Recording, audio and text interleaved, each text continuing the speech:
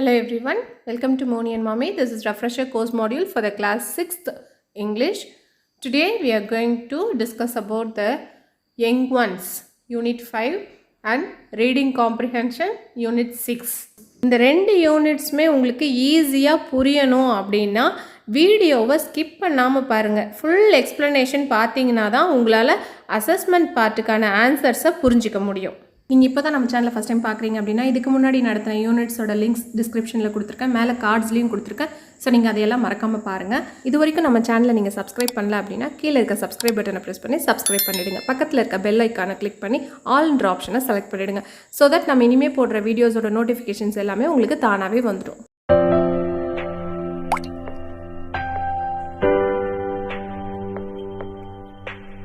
Let's start our session now.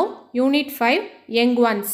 Young Onesனா என்ன அப்படின்னா உயிரினங்களோட இளம் உயிரிகள். அதை தான் நம்ம இங்கிலீஷில் Young Ones அப்படின்னு சொல்லுவோம். Let's see few examples for the Young Ones. First வந்து cat. Catோட Young One என்னது அப்படின்னா kitten. அதாவது பூனையோட குட்டி பேர் என்னது அப்படின்னா kitten. அதே மாதிரி rabbit. Rabbitோட Young One பேர் bunny. அதே மாதிரி pig. Pigோட young one பேரு piglet. Okay, let's see a student activity now. The teacher makes the students pick out a card from the box one by one and say the young ones. அதாவது இங்கே வந்து நமக்கு இங்கே வந்து animals R birds name கொடுத்துருக்காங்க, அதோட young once name நம்ம வந்து இங்கே எழுதணும். ஓகேவா? First one dog. டாகோட யங் ஒன் நேம் என்ன அப்படின்னா பப் அப்படின்னு சொல்லலாம், அல்லது பப்பி அப்படின்னு சொல்லலாம். நெக்ஸ்ட்டு கவ்வோட யங் ஒன் என்ன அப்படின்னா காஃப். டைகரோட யங் ஒன் கப். ஹென்னோட யங் ஒன் சிக். பட்டர்ஃப்ளையோட யங் ஒன் லாவா அப்படின்னு சொல்லலாம், அல்லது கேட்டபில்லர் அப்படின்னு சொல்லலாம். ஓகேவா? அந்த புழு, அதுதான் புழுலேருந்து தான் நமக்கு வந்து பட்டர்ஃப்ளை வருது, அதனால லாவான்னு சொல்லலாம் அல்லது கேட்டபில்லர்னு சொல்லலாம். Next donkey. டாங்கியோட young one foal. Bear, BEAR, இது வந்து பியர்னு சொல்லுவாங்க, அப்படி சொல்லக்கூடாது, பேர். பேரோட யங் ஒன் கப். அப்புறம் டியர். டியர்னா மான் தெரியும் இல்லையா, அதோட யங் ஒன்னோட நேம் ஃபான்.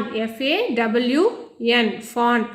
அதுக்கப்புறம் எலிஃபெண்ட்டோட யங் ஒன் என்னது அப்படின்னா காஃப். CALF, cough. இதே தான் கவுக்கும் வரும். நெக்ஸ்ட்டு ரேபிட்டோட யங் ஒன் என்ன அப்படின்னா பனி. முன்னையே பார்த்தோம் இல்லையா, BUNNY, பனி. நெக்ஸ்ட் இங்கே என்ன சொல்லியிருக்காங்க அப்படின்னா the teacher asked the students to frame sentences using the young ones. இந்த பாக்ஸ்க்கு நம்ம எழுதியிருக்கோம் இல்லையா young ones, இந்த young ones யூஸ் பண்ணி நம்ம என்ன பண்ணணும், சென்டென்சஸ் ஃப்ரேம் பண்ணணும். பண்ணிடலாமா? First one, I have a pup at my home. எங்கள் வீட்டில் குட்டி நாய்க்குட்டி இருக்குது அப்படின்னு சொல்கிறோம். இங்கே ஐ saw a beautiful calf. நான் அழகான கண்ணுக்குட்டியை பார்த்தேன். The cub is so cute. இங்கே என்ன பற்றி நம்ம சொல்கிறோம், டைகரோட யங் ஒன், அது பார்க்கறதுக்கு ரொம்ப அழகாக இருந்தது அப்படின்னு சொல்கிறோம். Next the chick. ஹென்னோட யங் ஒன் சிக்கு, அதுக்கு தான் இங்கே சென்டென்ஸ் எழுதியிருக்கோம். The chick says cluck cluck. ஓகேவா? அதோட சவுண்ட் இந்த இடத்துல சொல்லியிருக்கோம். நெக்ஸ்ட்டு பட்டர்ஃப்ளையோட young one caterpillar. She has seen a caterpillar on a plant. ஓகேவா? இவ ஒரு கேட்டபில்லரை ஒரு செடி மேலே பார்த்தா அப்படின்னு சொல்கிறோம். Next the foal is hungry. இது வந்து டாங்கியோட யங் ஒன் பற்றி சொல்கிறோம். டாங்கியோட யங் ஒன் வந்து ஃபோல், அது ரொம்ப பசியாக இருக்குது அப்படின்னு சொல்கிறோம். நெக்ஸ்ட்டு பேர். பேரோட யங் ஒன் வந்து கப் இல்லையா, த பேர் ஹாஸ் மிஸ்ட் இட்ஸ் கப். இந்த பேரோட கப் எங்கேயோ காணாமல் போயிடுச்சு அப்படின்னு சொல்கிறோம். Next the fawn is looking beautiful. Fawn என்னது, டியரோட யங் ஒன் இல்லையா. The fawn is looking beautiful, பார்க்கவே ரொம்ப அழகாக இருக்குது ஃபான் அப்படின்னு சொல்கிறோம்.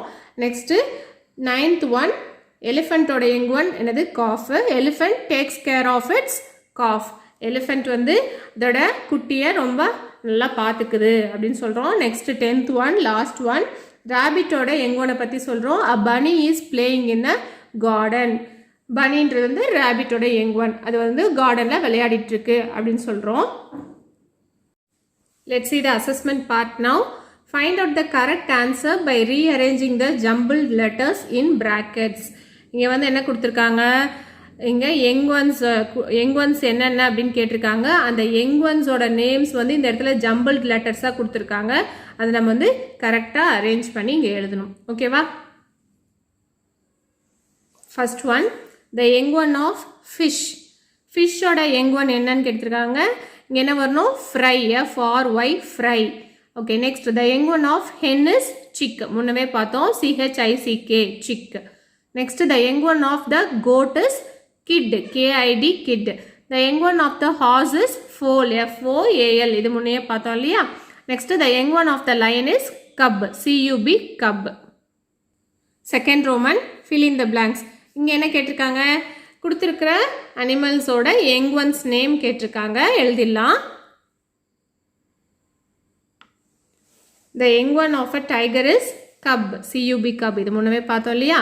The young one of a deer is fawn, FAWN, fawn. இதையும் முன்னவே பார்த்தோம்.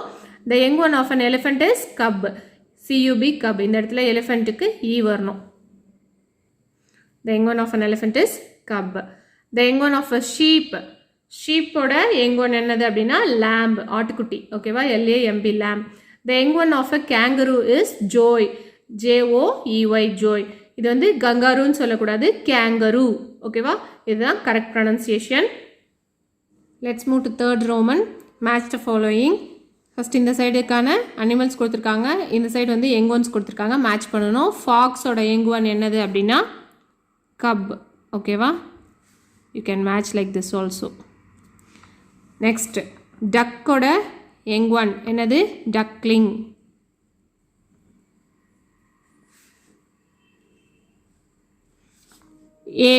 ஏப்போட யங் ஒன் என்னது அப்படின்னா பேபி. ஓகேவா? நான் வந்து சைடாக பார்த்து எழுதுறதுனால இங்கே கொஞ்சம் நம்பர்ஸ் எல்லாம் கோணையாக வருது. ஓகே, நெக்ஸ்ட்டு கவ்வோட யங் ஒன் என்னது? காஃப்.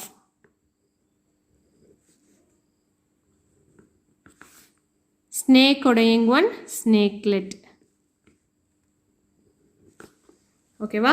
ஃபாக்ஸோட யங் ஒன் கப், டக்கோட யங் ஒன் டக்லிங், ஏப்போட யங் ஒன் பேபி, கவ்வோட யங் ஒன் காஃப், ஸ்னேக்கோட யங் ஒன் ஸ்னேக்லெட்.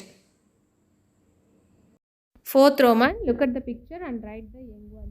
இங்கே நிறைய அனிமல்ஸ் கொடுத்துருக்காங்க, அது கூடவே அதோட யங் ஒன்ஸும் இருக்குது. ஸோ நம்ம இப்போ வந்து அதோட நேம்ஸ் எல்லாம் எழுதிடலாம். ஓகேவா? First one tiger. டைகரோட யங் ஒன் கப். அடுத்தது ஜிராஃப். ஜிராஃபோட யங் ஒன் காஃப். ஜிராஃப்னா என்னன்னு தெரியும் இல்லையா? ஒட்டகச்சிவிங்கி. இதை வந்து ஜிராஃபி அப்படின்னு சொல்லுவாங்க, அப்படி சொல்லக்கூடாது. கரெக்ட் ப்ரொனன்சியேஷன் என்ன அப்படின்னா ஜிராஃப். ஜிராஃபோட யங் ஒன் காஃப். அடுத்தது ஜீப்ரா. ஜீப்ரானா என்னன்னு தெரியும் இல்லையா? வரிக்குதிரை. வரிக்குதிரையோட யங் ஒன் வந்து ஃபோல், FOAL, ஃபோல். அடுத்தது லயன். லயனோட யங் ஒன் கப். எலிஃபென்ட். எலிஃபென்ட்டோட young one calf. Penguin.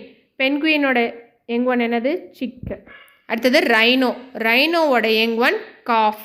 ரைனோன்றது rhinoceros தான். ஓகேவா? அதோட ஷார்ட் ஃபார்ம் தான் ரைனோ அப்படின்னு நம்ம சொல்கிறோம். அது வந்து என்னது? நீர் யானை. நெக்ஸ்ட்டு பேர். பேரோட யங் ஒன் கப். நெக்ஸ்ட்டு ஏப். ஏப்போட யங் ஒன் பேபி. ஏப்னா என்னது அப்படின்னா மனித குரங்கு அப்படின்னு சொல்லுவோம். அதோட யங் ஒன் பேர் பேபி. அடுத்தது க்ராக்கடைல். க்ராக்கடைலோட young one ஹேட்ச்லிங். அடுத்தது டோக்கோ அப்படின்ற ஒரு பேர்டு கொடுத்துருக்காங்க. அதோட யங் ஒன் என்னது அப்படின்னா பேபி டோக்கோ. இந்த டோக்கோவை டவுகான் அப்படின்னு சொல்லுவாங்க. Young one of toco toucan என்னது அப்படின்னா baby toco. Fifth Roman, choose the best answer. The young one of a camel is dash. Young one of a camel என்னது? Calf. Next dash is the baby of monkey. மங்கியோட young one என்னது? Infant. ஓகேவா? Infant is the baby of monkey. The young one of a mouse is dash. என்னது? pup. Pup is the young one of a mouse. Next, the young one of a donkey is dash. என்னது? FOAL, foal. முன்னவே சொன்னேன் இல்லையா? The young one of a donkey is foal. ஓகேவா? Answers எல்லாம் நீங்கள் இந்த டேஷில் எடுத்து எழுதிடுங்க. So இந்த ரோமனோட யங் ஒன்ஸ் யூனிட் முடிஞ்சது. Let's move to the next unit now. Unit 6, Reading Comprehension. Let's see a teacher activity now. இங்கே வந்து ஒரு பேராகிராஃப் கொடுத்துருக்காங்க. அந்த பேராகிராஃப்லேருந்து கொஷின்ஸ் கேட்டிருப்பாங்க. நம்ம பேராகிராஃபை படித்து புரிஞ்சிக்கிட்டு இந்த கொஷின்ஸ்க்கான ஆன்சர் எழுதணும். இதுதான் reading comprehension.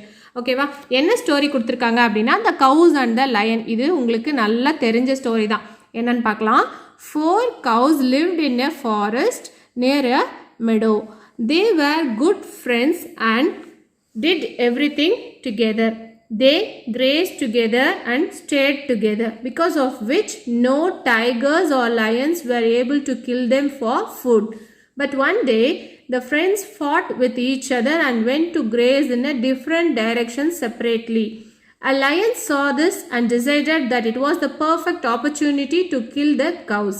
The lion hid in the bushes and surprised the cows and killed them all one by one. இது உங்களுக்கு நல்லா தெரிஞ்ச ஸ்டோரி தான். என்ன அப்படின்னு கேட்குறீங்களா?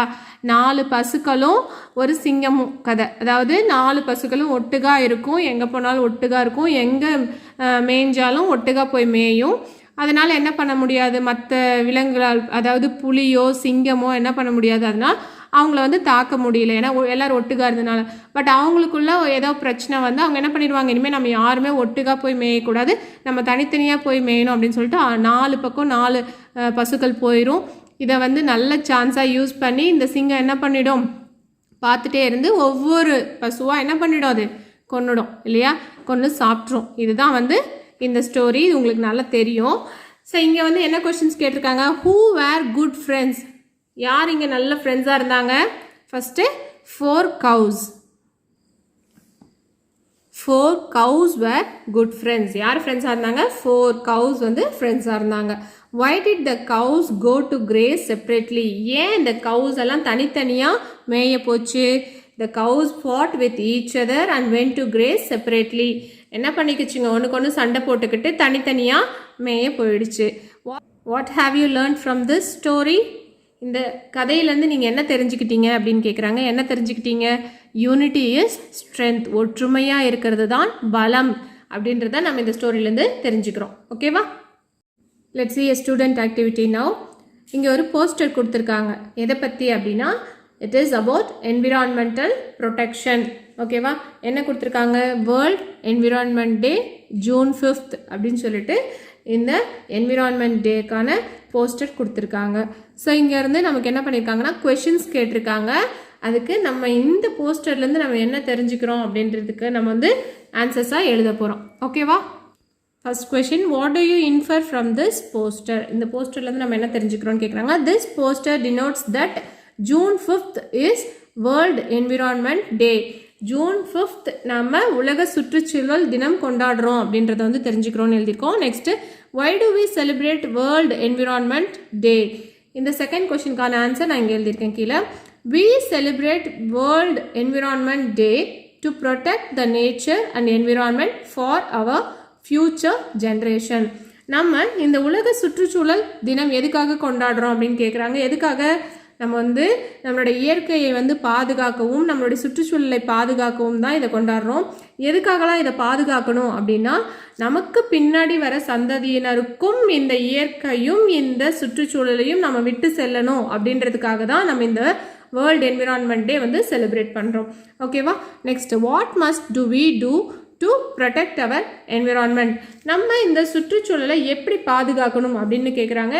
we have to write in 2 or 3 lines, அதாவது 2 or 3 லைன்ஸில் நீங்கள் எழுதினா போதும். ஸோ அதனால் நம்ம சிம்பிளாக எழுதலாம். we have to reduce the pollution and start saving natural resources. அதாவது பொல்யூஷன் அப்படின்னு சொல்லுவோம் இல்லையா, மாசுபாடு, காற்று மாசுபாடு, அப்புறமா தண்ணீர் மாசுபாடு, இப்படியெல்லாம் சொல்லும்போது அந்த மாசுபாடுகளையெல்லாம் நம்ம வந்து குறைச்சிக்கிட்டு நம்ம என்ன பண்ணணும், இயற்கை வளங்களை நம்ம என்ன பண்ணணும்னா பாதுகாக்கணும்.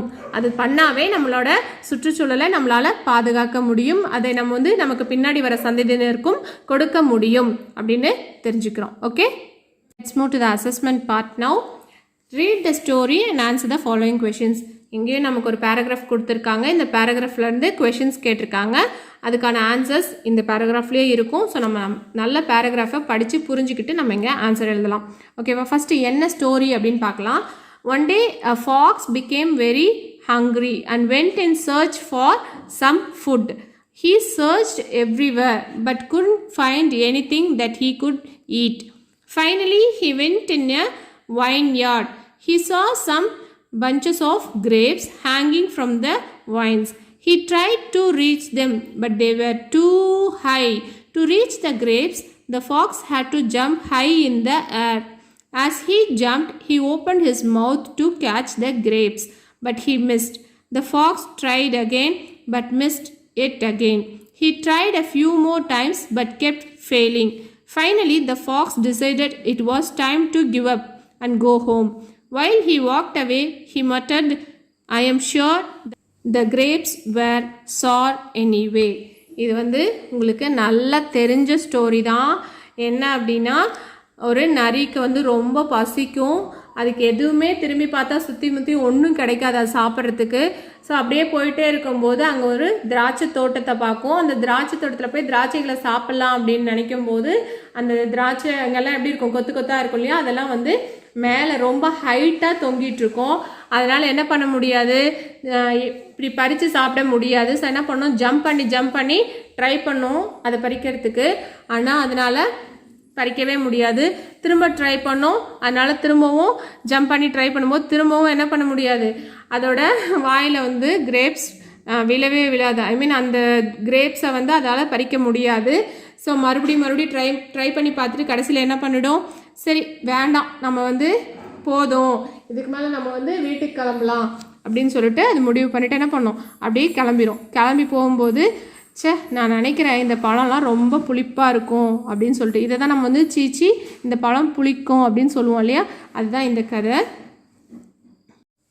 First question, give a suitable title for the story. இந்த ஸ்டோரிக்கு என்ன டைட்டில் கொடுக்கலாம், the fox and the grapes.